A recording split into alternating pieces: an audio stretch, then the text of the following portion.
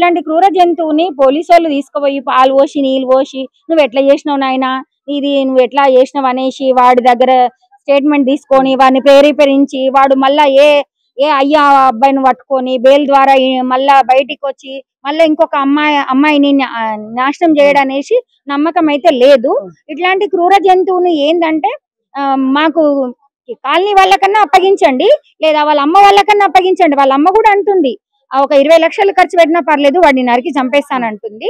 ఇప్పుడు మా కాలనీకి దుస్థితి పట్టించినందుకు మా కాలనీ మెంబర్స్ కూడా మేము కూడా వాడు మా దగ్గరకు వస్తే మేము కూడా నరికి చంపుతాము.